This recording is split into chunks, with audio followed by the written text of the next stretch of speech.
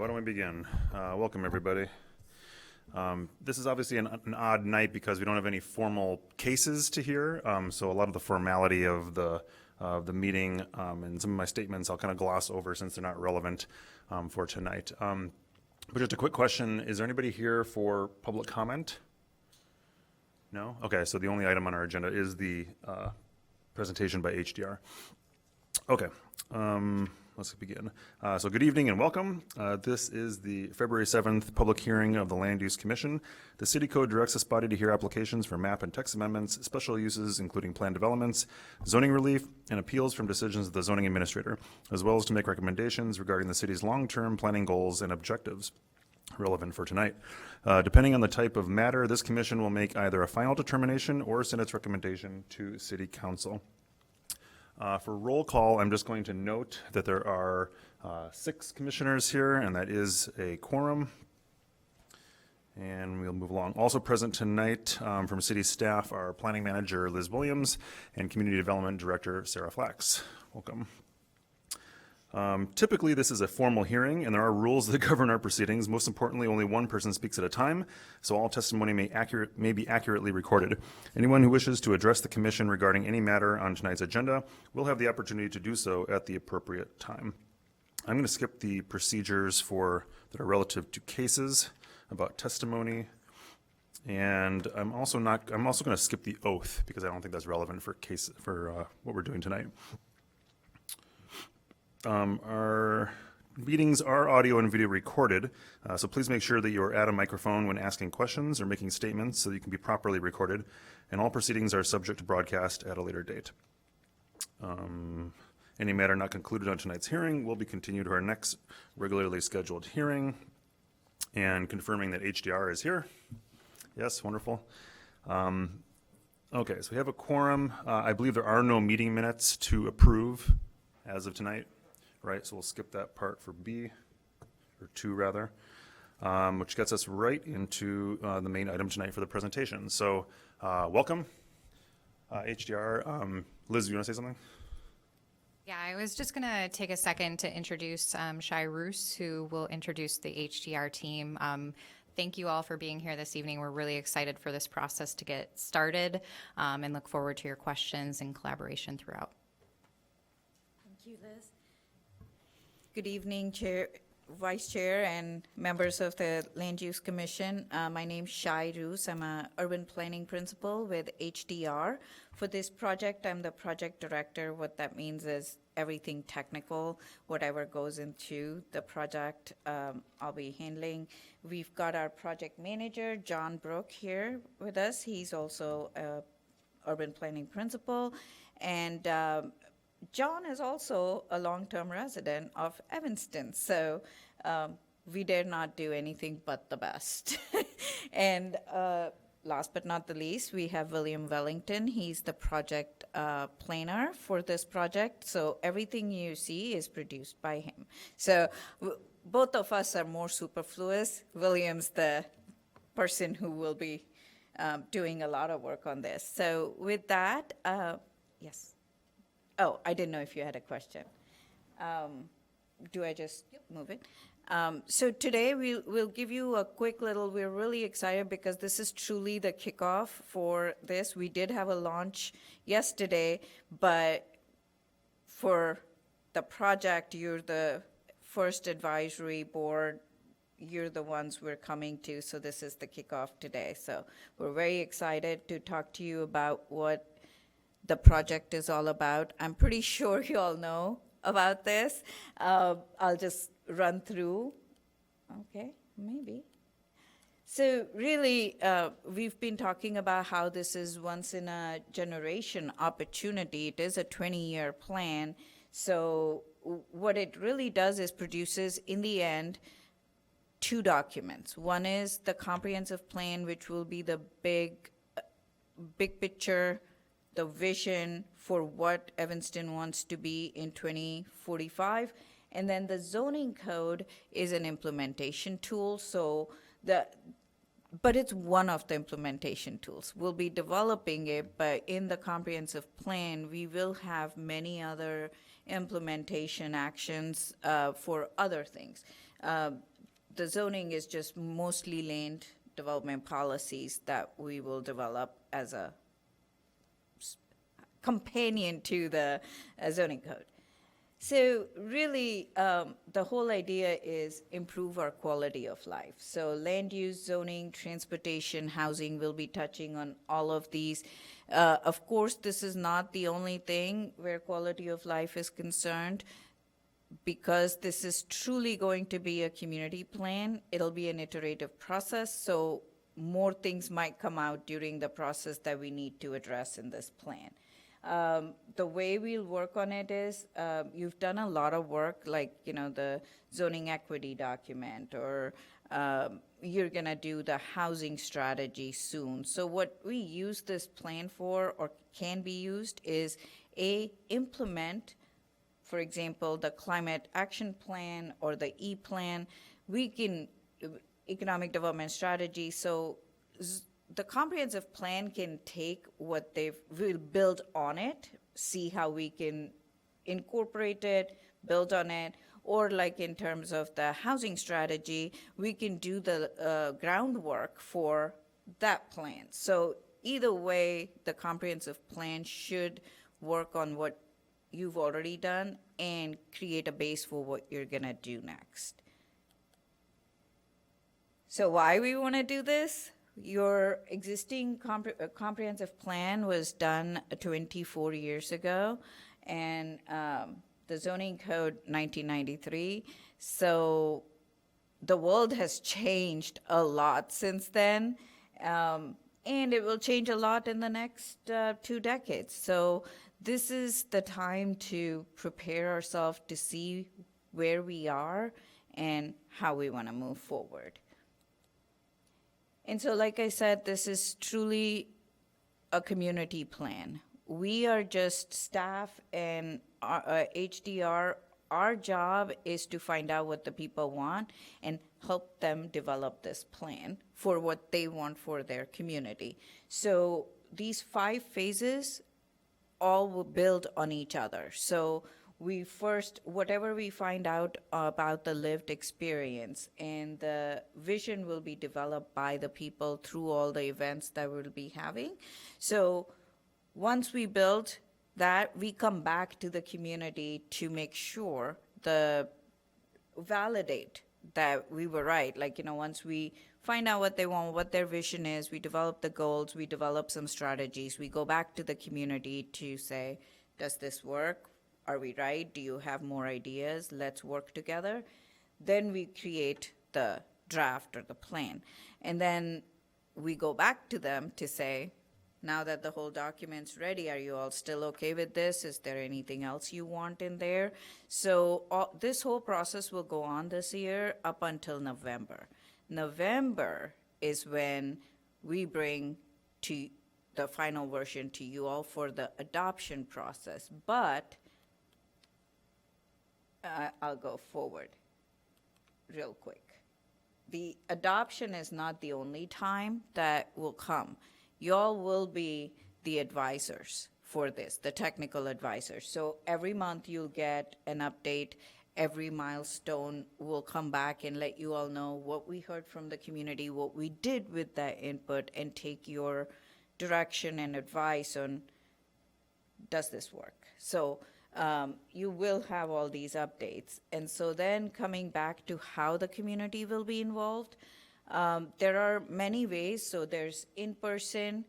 Any in-person event we have will have a virtual compendium to it if people can't make it. So like for yesterday's launch, 100 people were in the room, 70 joined us online.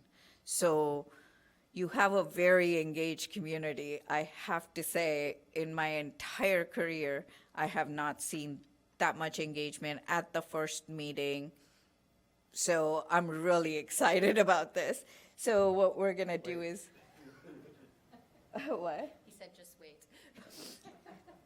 Liz has been telling me this, but I just didn't realize that room was bursting. I was making contingency plans on how to make the seats look filled. Well, we were bringing in chairs later on. So I finally understood what she was trying to explain to me. So based on that, we want to make sure nobody feels by the end of this that their voice was not heard. Everybody needs to be able to say, yes, we were asked. We may not have cared to give our opinion, but we had a chance to give our opinion. So, which I don't think will be a problem in your community, that people seem very happy to be involved. So we're hoping in person and the virtual will get most people involved. We will also have online surveys in between all of this. We have host a session, so we'll have meeting on the go or meeting in a box where people can just do it on their own, like as a group. So yesterday we had a high school student talking about doing a Friday night party with her friends and doing the meeting in a box. So we've got people interested. We've got people saying they'll host it in their neighborhoods or communities or their organizations. And then, of course, we have City Hall office hours. So that's when somebody who just doesn't know, does not want to interact, but wants to know about this can just call, and we'll be there for 2 hours to answer any question anybody has. I think we're doing it once a month. So we'll have a specific time, specific day, so people know that that's the day we can go to City Hall or call City Hall. Someone's going to be dedicated, available to answer their questions on this project.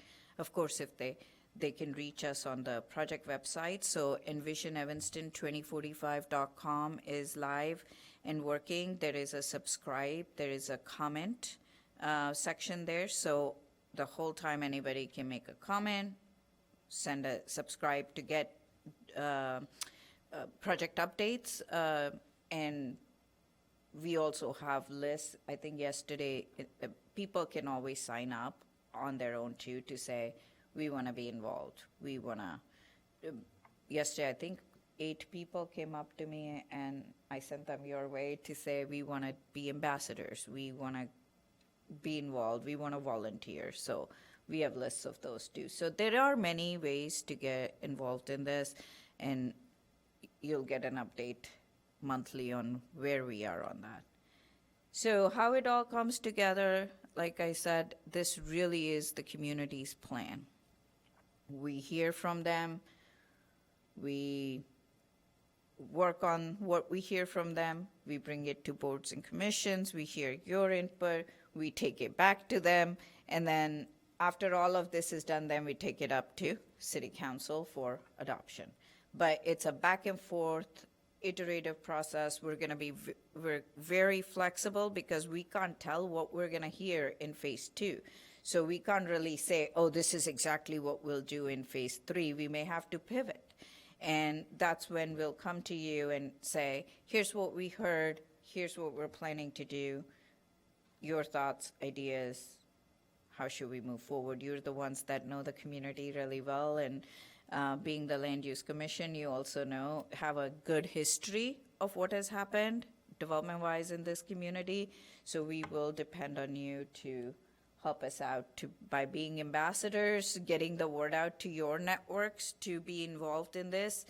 The more we hear from the community, the more we can give you all as decision makers, for the future when some rezoning comes to you all. If you have real data that says, 80% of the people said this is what they like, then your decisions can be based on real facts of what people have said. And that's why we want more and more people to give us input so we can have some quantitative data for you all for the future. And advisors, of course, for us at every milestone, we're bringing you the update, and we'd like to hear directions from you. Again, like I said, you will have opportunities to share your feedback throughout the process, because we don't just want to come here and hear from you as a body. We also want you to, as a resident of Evanston, go and take the survey, because you may have different opinions as land use commissioner and different as an individual, and we want to hear both. So please make sure to go through and give us your feedback both ways. And so we today would like to have a discussion and of course answer any questions you have, but we figured that we'd start the conversation with this. If we said the project, and when I say project, I say both the comprehensive plan and the zoning ordinance, if this project, you could only achieve one thing, what would you want it to be? Can I back up a little bit? Sure. Because I asked this question yesterday of one of the staff, and I was asking about your team, and what I heard, and maybe you can elaborate on this, is that it's not just HDR. You have and I saw it on the title page, you have sub-consultants, and could you explain how that works and how are they involved and how their input gets to us and that kind of thing? Yes, so we have Moriali is our sub-consultant for communications. So yesterday's launch, the website that you see, they've put that all together. So for our events, they're the ones that have said which location to have the meeting in, what time will they be available. They put out media, they manage the media messaging with cities, staff, make sure the press releases go out, so they prepare that. So they're the communication people. They'll be keeping up with the website, keeping up with making sure they're hearing, so they manage the messaging. Whenever Envision Evanston 2045 is mentioned in the media, they make sure to collect it so that up front we know how this project is doing and it's not catching us unaware sometimes. So that's Moriali's role. And then we have ZoneCo. They are the zoning experts. We do zoning also, but they have worked in Evanston and they did the zoning equity projects. So they already know a lot about the code. And so they're our partners to really concentrate on the zoning ordinance side of it. Once we've come up with the vision and the recommendations, then they will start their work to make sure that the zoning ordinance matches the vision. And then we have McAdams. So Mitchell Silver, if you all have maybe heard of him, he's doing a lot of equity work. He was the Parks Commissioner for New York City and did really good equity work for the New York City parks. He's going to be our advisor for equity and racial justice on this project. You'll be hearing from him a little later in the validation time, because once the strategies are done, his job's going to be to make sure that those strategies are equitable and really be involved on making sure both the documents are not, one-sided for any one group. So, did I forget someone? Oh, multilingual. Oh, yes. ViewPro is our GIS, Arc Urban. So you'll see on the website maps for people to kind of point out where they are. So they'll be in charge of it. But the best part they're going to do is do a 3D modeling of certain areas so that people can see the zoning ordinance. What is it going to look like in form at different areas, so people can, I don't like this, lower it a little bit. Okay, here's how it looks. So that's what we're really excited about, is because it's really hard for everyday person, to visualize what 45 feet height versus 75 feet height would do to a street or next to it. So having ViewPro make those 3D views work with us iteratively on coming up with that would be great. So they'll also do land suitability analysis, which is we'll put some assumptions based on what we hear from the people to say, okay, if we want senior housing, where are the best areas in the city to put senior housing? So those kind of things, ViewPro will help us do it with ArcGIS Urban. And then we have multilingual to make sure we have all the translation in Spanish. So that's our team, and that's how we kind of end up using them. I just, before we get to this question, I had two questions. We talked about sort of gauging what the community thinks, and that's a obviously very amorphous, vague term. In a city of 75,000, you've probably got all kinds of myriad of perspectives and preferences, et cetera. So, you mentioned 100 people showed up at one event. You're probably going to get, I would suspect if we're lucky, a couple thousand citizens actually participating, which is what, 2/75 of Evanston.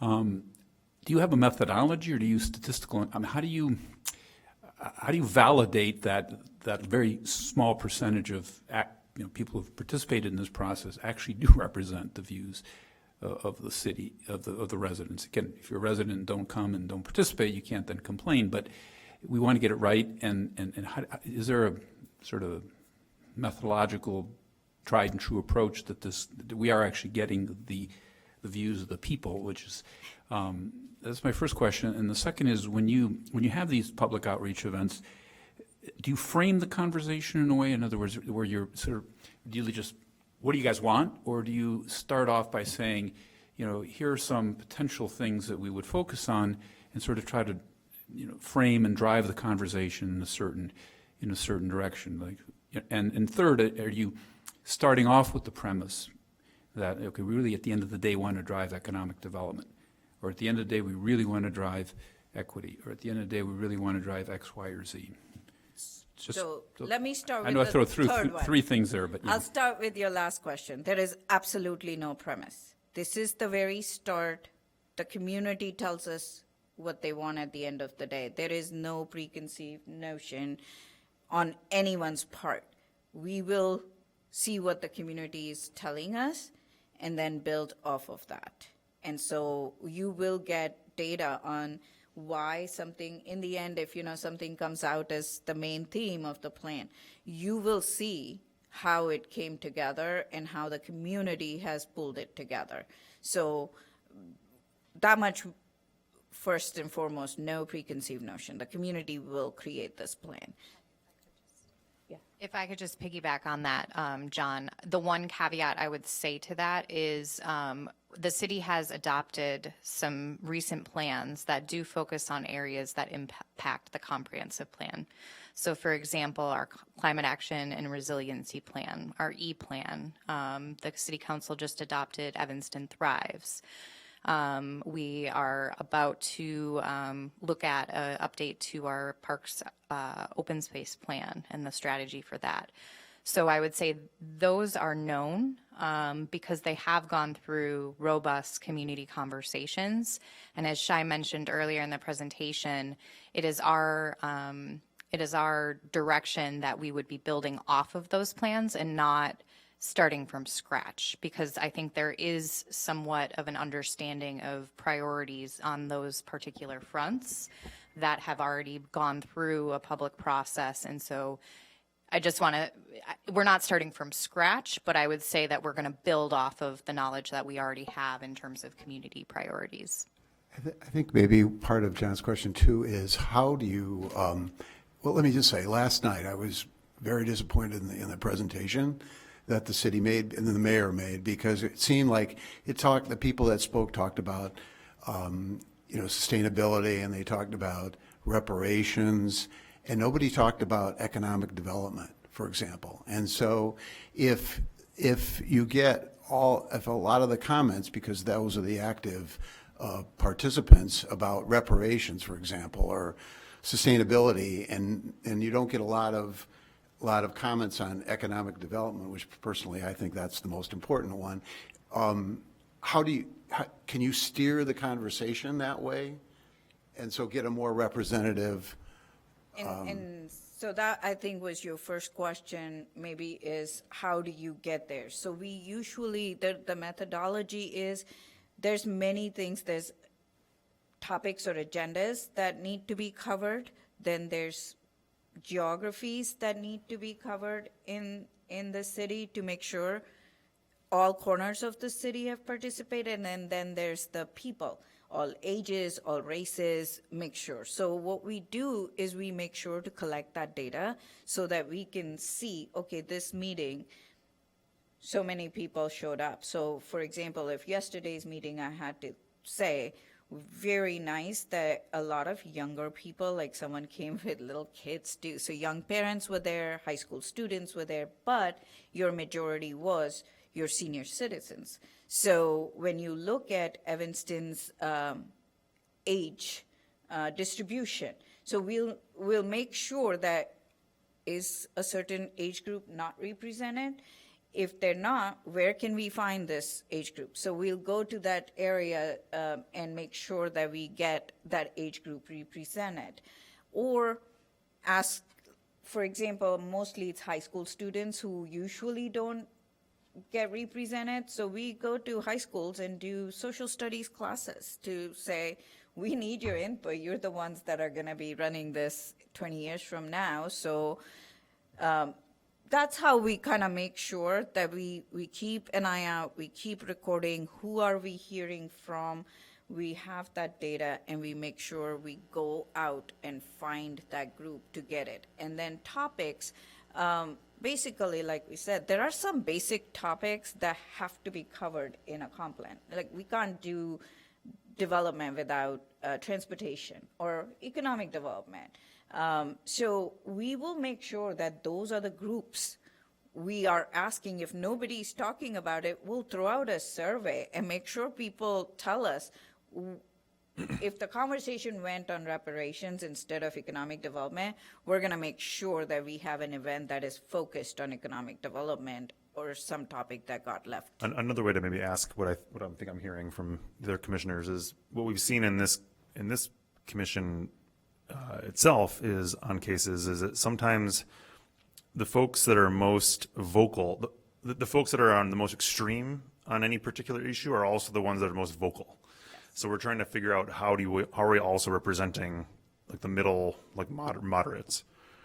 And that's how we try to do it, by keeping track of who are we reaching, and when we look at all age groups, all geographies, and all agendas, that we catch those moderate people.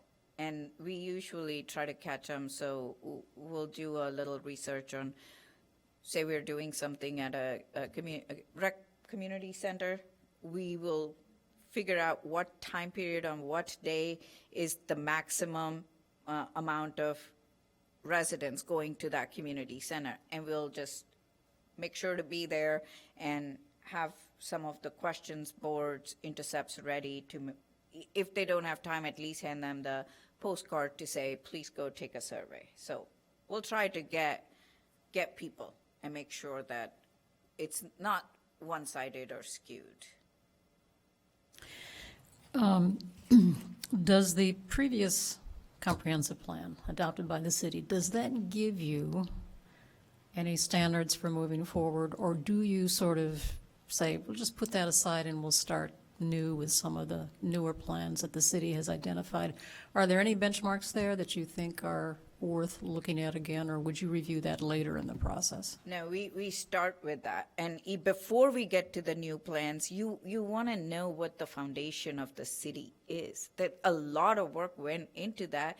Your city today was based on that. So if we don't know what the foundation was or what the condition is, no point building on it. So the 2000 comp plan is the first comp plan that we're studying. Then we look at all these new things and we look at, how did they go? What are the gaps here? Are there gaps, or did the new plans build off of that one? So that's how we grow. Is I look at your 2000 comp plan as your foundation for what the city is today. Good or bad. We might find some things in there shouldn't have happened, but we won't know that.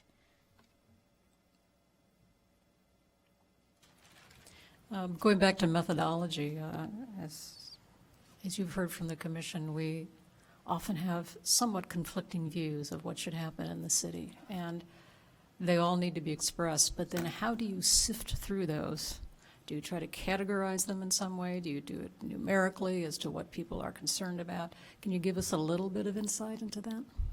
Yes, so first I'll tell you the philosophy of making a successful comp plan. It's my personal philosophy, not HDR's, but over the years what I've found is if you want to do something, when we have 80,000 people with 80,000 different views, most likely on things, we concentrate on what everyone can agree on, not what everyone disagrees on. We look at what everyone disagrees on and make sure there's a list of it. But really, if you're going to build a successful plan and get anything done in the future, you got to make sure that you know what everyone agrees on. So that's one thing we look at as the first clue is what is everyone agreeing on? What is everyone kind of seems like a conflict?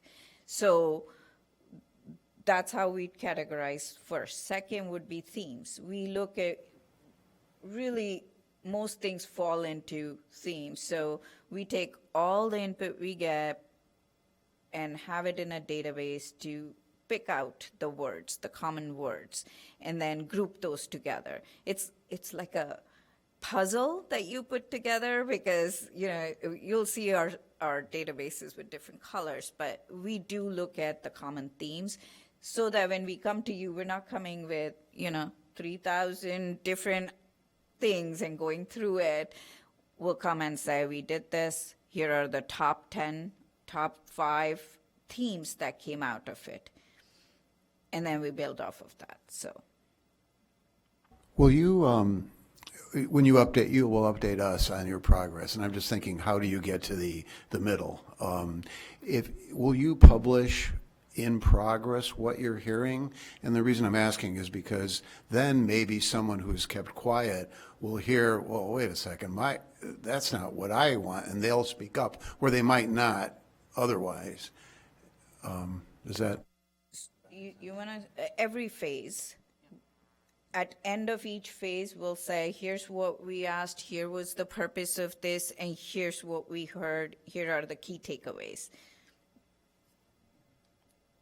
Are we publishing, I'm sorry, I'm asking this as a question too. Are we publishing to the public outcomes? We're validating those outcomes? Yes, that too, but just to report after every phase, we'll put it on the website under resources.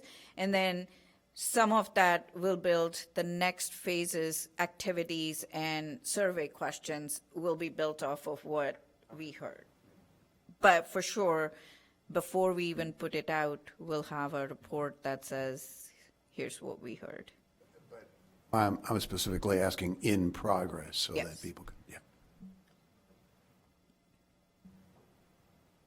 Again, from my perspective, the reason I asked the question and the follow-up comments from the fellow commissioners is I'm very concerned that, again, the squeaky wheel gets the grease, and the folks that tend to come are very passionate about very narrow issues and tend to be in a somewhat extreme view. And I'm very concerned that the economic development piece, which for me is perhaps one of the most important, it will get short shrifted if we don't ensure that that perspective is fully articulated and presented in all these different conversations. And it will be because the 3 main things in a comp plan are 4 if you want: land development, community development, infrastructure development, and economic development. In the end, it's the development services department doing it. It's planning, it's physical development of a community that is the main purpose, right? So we have to ask about those main things. And so, and we'll be working together. So in between, if you all feel that we're not hearing from this group, feel free to tell us, and we'll make sure to go out and hear from that group. We're telling people also, everywhere we've put out, is there a group we have missed? Are there people we need to reach out to? Is there a person, an organization, an area that we need to go out to? Please tell us. So yesterday we got a couple of names that, hey, if you haven't reached out to this community member to get them involved, please do so. So we will keep asking, and that's why y'all are our advisors, is if you feel like it's going one place and you haven't heard about something else, let us know, and we'll figure it out. Just a thought. Now, we represent different wards, most of us, and but I think the alderman of the ward would know some of these people that you would want to. I mean, sure you've thought about this. That going through them would be helpful to reach people who could reach people. Yes, yes. Can I just add a couple of things there to that? So you asked a question about data. So there are two types of data we collect. One is kind of qualitative, which is kind of the input, the opinions, and that's kind of generalized information, and we arrange that into themes. From those themes, we do some surveys, and those surveys are going to be more quantitative, so that we can point back. I hesitate to say statistically, but it's not statistically valid, but it's a survey that has statistics we can look at as evidence that we've reached out to the population. And I think that a survey like that is helpful because it helps to eliminate this idea that I speak for everybody as the squeaky wheel. There's people who are voting on things that are themes that other people hold opinions on, and sometimes they can suddenly fade into the background when they realize they're not the prevailing opinion. So I think that was one thing. And the final thing I was going to say is that we are going to great efforts to meet people where they are. So we're not just sitting in City Hall, sitting in the parasol room, as we were last night. Someone told us last night, this is the last meeting you should have here, and we agree, because we want to have those meetings in places where people actually go. And so, you know, some planning efforts fail on that basis, that we're waiting for everyone to come to us to give us their opinion. So we want to go, like Shai said, to community centers and, you know, do pop-up events and things like that and meet people where they actually are. And those missing middle people are often in those places. You know, they're busy with their kids, they're not coming to these meetings, so that kind of thing. So, thank you. Just to change topics, something I was wondering about, and I asked a little bit about this of Liz last night. Your experience, HDR's experience, and I know there's probably no place like Evanston. I don't necessarily mean that positively or negatively, just, but are there, do you come to this with experience with at least segments of our population or projects that you did that were similar in some ways? Could you speak to that, and any issues that came up? So like you said, every community is unique. There's always something very special about every community. But yes, so, you know, there are race issues in a community. Some communities are want to bury it. Some communities want to face it. So yes, you all are the ones that want to go out, face it, address it. So we've worked in communities like that they've acknowledged, and now they're doing the reparation or want to do it, don't know, they're doing case studies. But yes, they've got equity plans. There are communities that are doing climate change. Now, there are many communities that in this country that think climate change is a hoax. But then there are others that really want to integrate it into their building codes. So we've worked in communities with all the issues that y'all are wanting to look at. So for example, your community, when was it? John was telling me the last time new was built here was many years ago. So it's redevelopment mostly that y'all are looking at, not greenfield development. So redevelopment communities, we've worked in those also to say the problem's not what new to build. Problem is, how do we redevelop to keep the character that we have here? What does that look like? So we don't start asking people from scratch on, what do you want this to look like? We make sure that first question is, do you like what you have and do you want to preserve it?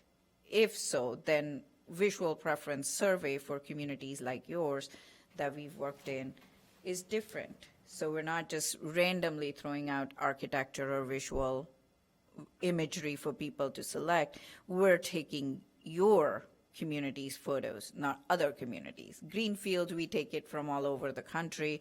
Here, if people say we want to preserve, which I don't know why they would say we don't want to preserve, we'll use that set. So that's what our experience helps us understand is we may not have had everything that y'all are interested in one community, but each segment of what will go into your comp plan, we've dealt with somewhere or the other, or people who just cannot agree to something. Maybe this gets to the middle ground issue, the same issue that we keep repeating, but I think from the older population, you're probably going to get comments like, I like Evanston just the way it is. So how do you, and that won't help, in my opinion at least, economic development and some of the other things. So how do you push, what you talked about is getting everybody's opinion and regurgitating that, and, we hear it. And if, to be absurd, 80% of the people say, I like it just the way it is, how do you push that? So we don't. We make them have conversations with each other. We let their grandkids tell them what they want at a table. So one of the things we're going to do is do a strategic foresight event where we're going to have different ages, different races, different agendas around one table and make them create the scenario for the future. So you'll hear, you asked about other experience. So one experience was the older resident was like, leave my neighborhood alone. We don't want anything, stop the plan. That's where it started. But at this exercise, we had college student, two high school students. These 3 kids were looking at trends, and they were like electric vehicles. So this older gentleman says, nah, that's not a trend that will impact us in this community. And the 3 of them argued with him about, y'all might want to drive gas guzzlers. We're never touching that. So by the time this plan happens, you won't have a driving license, but we will. And so electric vehicles is it. So sometimes it's uncomfortable conversations. We do try to make sure that they stay civil, but they're uncomfortable. But if as a consultant, I'd said that to a resident versus a young kid in their own community saying it, now suddenly they're like, oh, okay, I might consider it, put it in that stack. So that's how we make sure that we don't get one-sided and they're the ones that come to a conclusion. They all get a chance to come up with different ideas and they have to build one scenario. So they have to come to a consensus of what they're going to agree to for Evanston in the future. An experience with other college towns, because that's, of course, a major component as well. Yes, we're working in one right now. So the biggest issue I'll tell you that we're facing in that community is college students moving into single-family residential. And the single-family residential wants the city to do something about college students. Well, you can't tell somebody you can't rent your house. You can't. If that's a residential area, people can live there. The problem is not what the use is. The problem is who the people are. So there's many ways to look at it. One way isn't it an equity issue? Are we stopping a certain segment of our population from being in a certain area? We have to have those conversations. So then, okay, what is your real problem with college students? Is there a different way to solve it? Because obviously, comprehensive plan does land use. So that's another thing of managing expectations of the community is first and foremost, everyone needs to understand what a comprehensive plan or a zoning ordinance can do and cannot do. So we will be doing a lot of education during this process too, so that people don't go away thinking they're going to get something they're not. What are some other just high-level kind of best practices or lessons learned that you've gathered over doing this kind of work? the biggest lesson learned is make sure that people that are against are involved upfront in the process and understand what the issues are. You cannot avoid people because they're against a project. That's the lesson learned, is at the very end, the project won't get adopted because somewhere they're going to come out and speak up. So you might as well involve them from upfront, see if you can work with them. Sometimes you cannot work with some people. They're just not going to listen, but at least we'll have heard what their issues are. And so during the process, we can find counter arguments for it, or majority of the people in the community may not agree with it. So by the time we come to you for adoption, we'll at least have, you won't have to face somebody coming here with we're against something that you've never even heard or don't know now what to do. You'll have data saying this much segment of your community says no, but hey, this much segment wants this. So then you have the background to say majority wants it, we're a democracy, it wins. So that's how one big lesson learned is don't avoid the unpleasant, don't avoid the conflicts. Always make sure you're addressing it as you go throughout the process. Make sure everybody's voices, like you all said, how do you know it's not only the people who are the loudest? Because then when you have a zoning case, be sure that that neighborhood that wasn't the loudest, but now it's in their backyard, is going to be filling this chamber. So that's a lesson learned, is make sure you don't leave the ones that are not talking alone, because the implication of this project is going to be every day of your job going forward. So it's mainly the others are like process related, make sure to stay on, like how to organize it or how to stay on the budget. And I have William for that. I have another question. I know you're going to come to us and report. Beyond that, how can we help? Is there a way that individually, if we choose to, I don't know, do something, maybe as land use commissioners, maybe not, but I'm asking, as land use commissioners, is there something that we can do besides listen to you and give you comments once a month? I'll say that, then I'll have Liz add to it, but we would really love it if you reached out to your network and let them know about Meeting in a Box. But more than letting them know, if you all are interested, then you could host a session and get people talking about it, the issues, answering questions. So that's actually a really big help we can use, is making sure that in your wards you're having meetings in a box, you're encouraging the groups, the organizations that really want to be involved, that they do take these meetings in a box, do give us their input. And then if y'all can host a session, that would be even better, because you're their community. They're more likely to come because you ask them to come than we ask them to come. And I assume you'll give us a script or something that Oh, yes. yeah, okay.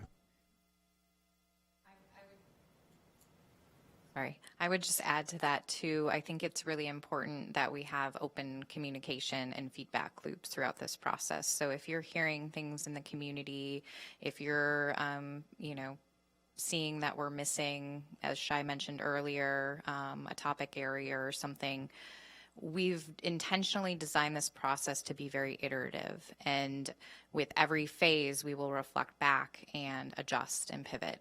And so, again, we can't stress enough communication, communication, communication, early, often, frequently. Let us know. So does anybody have an answer to the question on the projector? Yes, we want everyone to answer it. Usually we go down the line this way, so I'll go to the first. Yeah, I said it. I think economic development is the word that I would put up number one. And as a subset to that, very specifically downtown, I think. Residential neighborhoods seem to be doing fine, in my opinion. But when you look at downtown and you look at some of the secondary retail zones, could use some help, but certainly downtown, because I think downtown is the driver, economic driver, and that gets into economic development and success. Yeah, I agree. I think, though, the key is trying to achieve a balance between everything at least I've heard from residents, ranging from please respect my neighborhood to get out of my neighborhood to the need for downtown economic development, but also how do you protect the transition areas? And all of those things are out there, and all of those concerns are out there.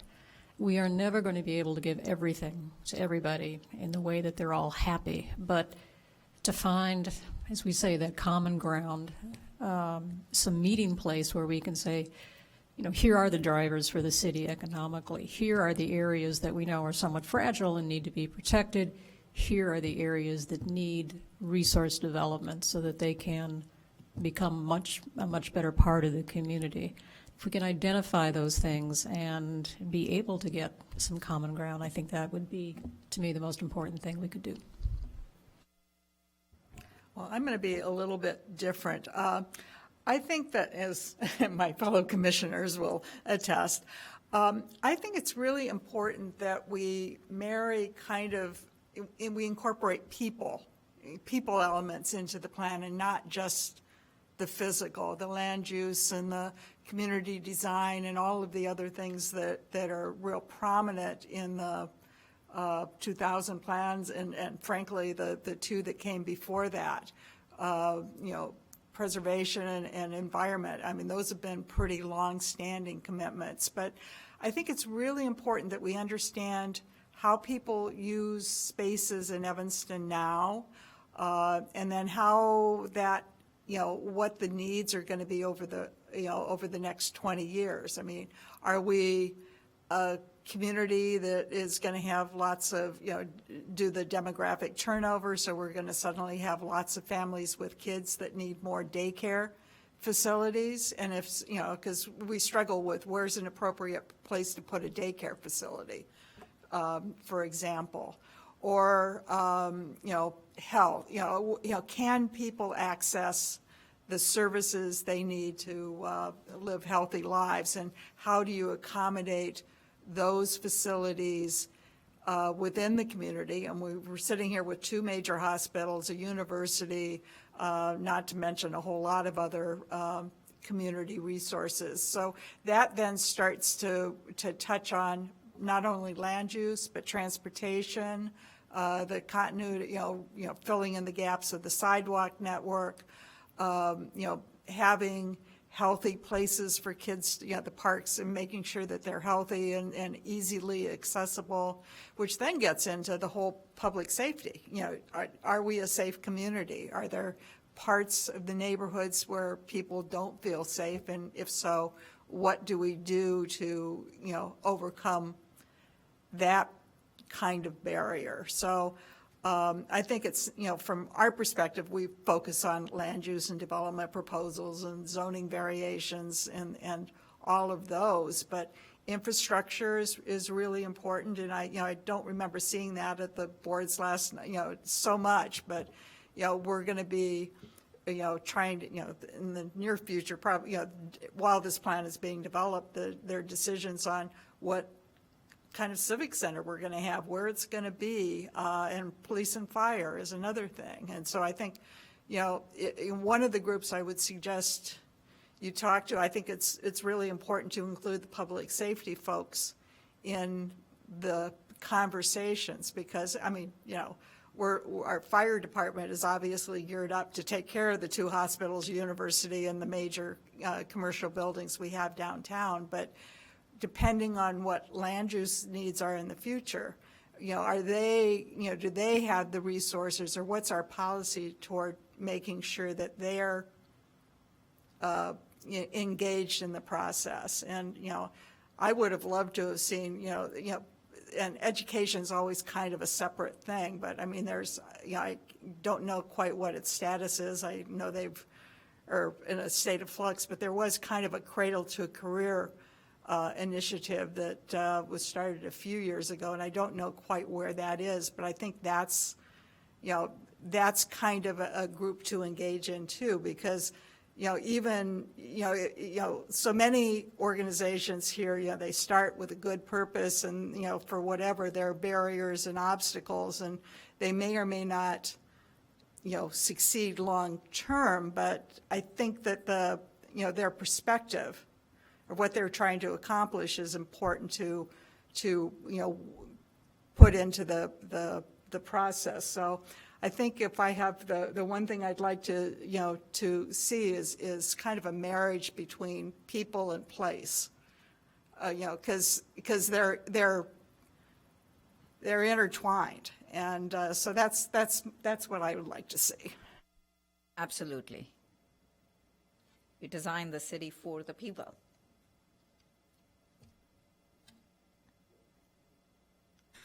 Okay, so first I want to thank you for everything up to now, and I think this is very, very important and very, very nicely presented. Second, I want to thank you that you have an ArcGIS consultant and that you will use the ArcGIS, and I will encourage you not to use it only as a 3D massing. ArcGIS is very helpful both for communication purposes with the population and later on for implementation, the zoning code. Extremely important. You can bring to the city of Evanston much value if you use ArcGIS to the extent of a single property, because you can make everything so available and so easy for later use for architects, for the government, just by implementing a full ArcGIS model. So this for me is extremely important. It's not future, it's now, and you can do it, and we can benefit greatly of that. So for me, going back to your question, and I may be a little bit further forward, but I'll explain a little bit why. I was born by the sea, and for me the big water is extremely important. Evanston has the big chance to be on Michigan Lake. But if you look a little bit more to the fabric of the city, our city center is actually detached from the lake.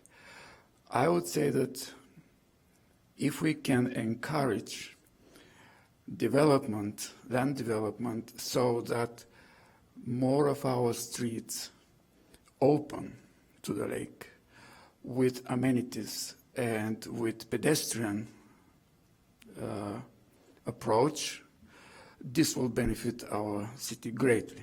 You can argue that it's not the climate to open a city to a lake, but I would argue that there are even worse climate-wise cities in our country that are open to their lakes, and this is a great, great benefit for the city. And talking about pedestrian access, I would say that Evanston also has a very good chances of converting parts of its centers, I will use plural for that, to make them, I would say, totally pedestrian. So these are my wishes. Thank you.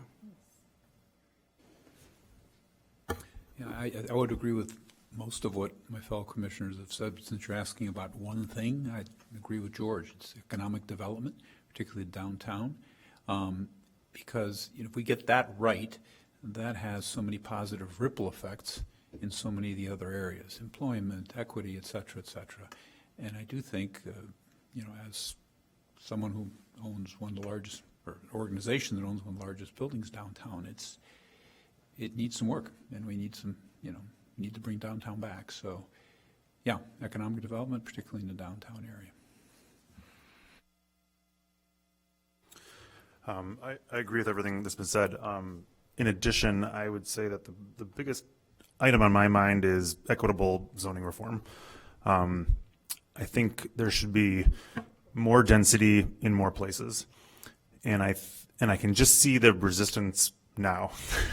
I'm envisioning people holding up signs with I've even seen this in the U.S. Congress when this topic comes up.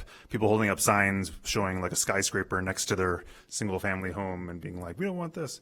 But I think there's a lot of opportunity in the city to not put a skyscraper next to someone's home, a single-family home, but to be able to put a duplex, to be able to put a townhome. I think the code that we have right now determines what gets built where, or restricts what gets built where, and that determines who lives where. And I think there's a lot of injustice there. So it's important to me that we move in a direction that's promoting more density. It's funny because I think in some areas of the country I've read, they've even abolished huge swaths of their zoning code in the name of equity. And there's also parts of the country that have abolished big parts of their zoning code in the name of anti-government oversight. So you have both sides trying to crush the system. I don't think we want to go that far, of course, but I think we want to move in that direction. I think that density comment is really important because I think a big driver of that economic development, if we're talking about downtown, is increasing density downtown, where you've got population down there that's walking out to eat, walking out to buy things. And so I think the two go, I'm not an expert in this area, but I suspect the two go hand in glove. And that's been a challenge that we faced as a commission to, if one believes that we need greater density downtown, for example, and I think we do, there are some limitations that our current plan and code put in place that makes it hard to do that. Unfortunately, I think on this issue, you're going to find a lot of resistance. It's just the way it is, and it's probably that true in any community, and I don't know what experience you've had on this particular issue and how to get around it. But people just seem a lot of times just to do this. They don't want to hear, they want more retail, they want more activities downtown, they want all these things, and yet they don't understand or are willing to give the things that create that. And it's frustrating, and I don't know how you get around it, but. Well, I think part of this too, and you'll find differing opinions, of course, on the commission as much as you'd find anywhere in the city, but there is a distrust factor there.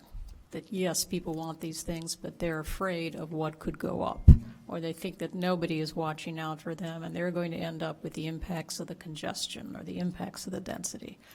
And if you work in this business, we know that increased density is going to be a reality for the future, but the devil is in the details as to how you handle it and how you make it work for people, which goes back to Jean's comment, I think. I mean, it is the people of this community who need to be able to prosper in that. Well, along those lines, one of the things, and it's kind of part of the existing conditions analysis, which I know you're going to get into eventually, but I think something that would be really, really helpful is to do a GIS analysis of the lot sizes, because we know that there are a lot of areas that are zoned R1, which has a 7,200 square foot lot requirement, and there are probably hundreds of lots that are smaller than that are zoned R1. And I think that kind of as a base piece of information, we ought to know what the lot sizes in our existing neighborhoods look like. I mean, they may be, if it turns out we have most of our single-family residential neighborhoods have, 4,000 square foot lots, the question is, do we really need to be putting, is that dense enough? Or do we need to be allowing two flats in those? It's It's where can density happen reasonably? And, we do have preservation, so you're not going to be, Evanston, unlike some of our surrounding suburbs, has not suffered the kind of tear down and building big McMansions that other communities have. So I think that, but understanding that, I think, is really important, because, we've been up here in, neighborhoods all over the city, in all parts of the city are stable but it's pretty small lot residential. And I think that it would be really helpful when we get into the educational component to know where those are. It's, again, one of the things, 30 years ago, you didn't have that kind of capability with GIS to do that kind of analysis, and now it's pretty easy to do, and I think it would be really helpful. At some point, I think we probably want to sit down with you and talk about a lot of the issues that we've dealt with that we've kind of backed away from, because we said, well, the zoning really hasn't addressed that. Well, not necessarily this, but ADUs, we talked about micro housing, and we had some cases that we really didn't know how to deal with it because zoning didn't deal with it. So there are new developments, and they go toward density, and economics, frankly, that the zoning code just doesn't address. And we definitely want to hear things like that from y'all to be able to go out and work with the community. You'd asked if there's a way. We definitely will be working with the community this is everybody's problem in America today, the word density. But there are ways to do it, and there are ways to get the people to look at it. It's a compromise. We might not get the density that someone else might want, a developer may want, but you might be able to get the residents to agree to a density that doesn't destroy their way of life. So what is that number is what our public engagement will let us know, is what's there. And of course, ArcGIS, like you said, that's why we have ViewPro, is to do those kinds of analysis and help us. I actually had a follow-up question, I'm sorry, but you all have been talking about economic development and downtown. I would just like to ask you all, are you looking at it, is it retail? Is it the physical aesthetics of what your downtown feels like? Is it not enough the type of retail you want, or the jobs, or housing? When you say our downtown needs help, what's going on in your mind? I think it's all those things. Okay. I think if I were to, I think the downtown lacks energy. Let's just pick that word, but energy, it can be, different things that go to that. When you have vacant storefronts, you lose a cohesiveness of downtown. I live on the northeast side, and I go to Wilmette a lot because it's close. And Wilmette it's different, it's smaller, but it's an example of cohesiveness, I think, and energy. They have this one intersection, only one, small city. But man, it's just great. It's and people go there, and part of it was because the city put in infrastructure. They did that first, and then the retail came. So maybe that's what Evanston needs. I don't know, but Evanston's a different problem because it's so spread out, and even the downtown is large, although we sort of have a center, but it's lacking energy. So 24/7 downtown is what you all are looking for, not, well, everything, but 24/7 downtown above return on investment. What are the taxes coming from there? Or, okay, would you say the same? Can we get?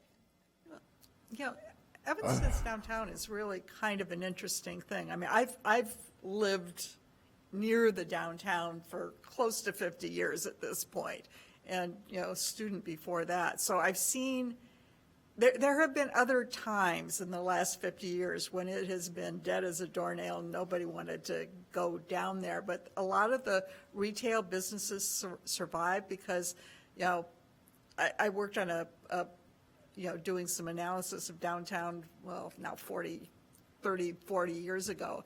And at that point, it was a third retail, a third office, and a third residential, which kept it from being dead, completely dead. So it's always had that balanced mix of retail, office, and residential. And, you know, since the pandemic, obviously, office is a big problem, which then killed a lot of the downtown walking around. But there are a lot of residential buildings, far more residential units than there were, you know, in the 40 years ago. And so, you know, so the question is, are the residents actually using downtown, or are they just ordering from, you know, Amazon and not going out? So there's, you know, there's this whole dynamic of who's using downtown. You know, should some of the office buildings be converted to residential? Is that, you know, what's gonna, I think George is right with the energy. It needs the energy, and, you know, what can bring that? You know, there's certain character-giving streets or blocks. I mean, there are not very many of them, but they're there.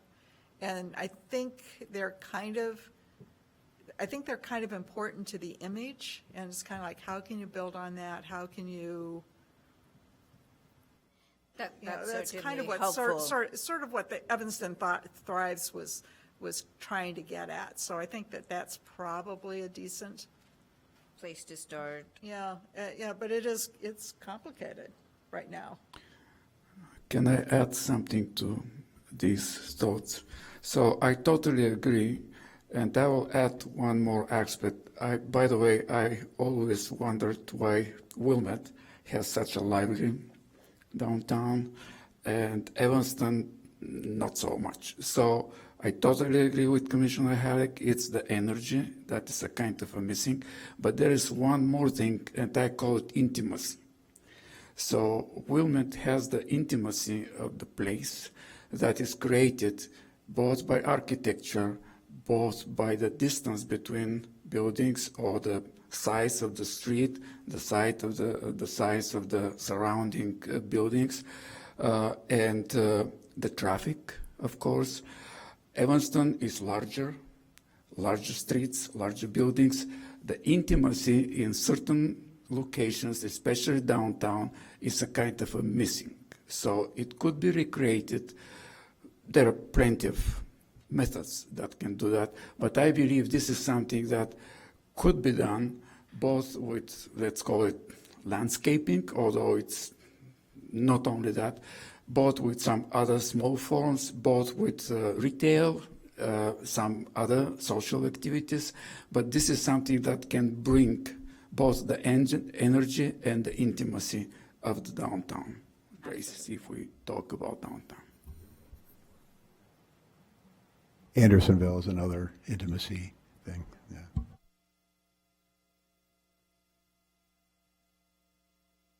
Anything else? This was great. Thank you all so much. We'll see you soon, hopefully. Thank you very much. Okay, thank you. So that's the end of the presentation? Okay. In that case, there's no public comment. Any communication? Oh, I'd asked at the beginning if there was any. Can you come up to the microphone, please? For the recording. Oh, it's for the recording, gotcha. First question was, do you have an example? So can you just state your name for the record? Bob Lauricella, 800 Washington Street, Evanston. Do you have an example of a town of similar size to Evanston that you've done this work for that we could look at? For example, the zoning book that you created? Definitely, but can I get back to you all later? Sure. Yeah, no, I don't expect you to have the answer now. And the other question I have is, why isn't the planning department the group that you're kind of focusing on as opposed to the land use commission? I'm new to Evanston, so I don't really understand the commission works. You basically seem to be like a ZBA in most towns, but I think you're more than that. And I'm just curious why you seem to be, the ZBA would not be a focus on many towns where I'm from. And I'm curious as to why there aren't more of a place. Liz, could you explain maybe the history about how our group got combined? Sure. So 2020, I believe it was, the city of Evanston had both a plan commission and a zoning board of appeals. And in 2020, those two commissions were combined. So this body does both reviews. They take a look at variations from our zoning code, and then they also are the body that is responsible for enacting the comprehensive plan and any amendments to the city's zoning code. So they are mandated as a board from the state level. The city of Evanston has chosen to establish the plan commission and a planning department.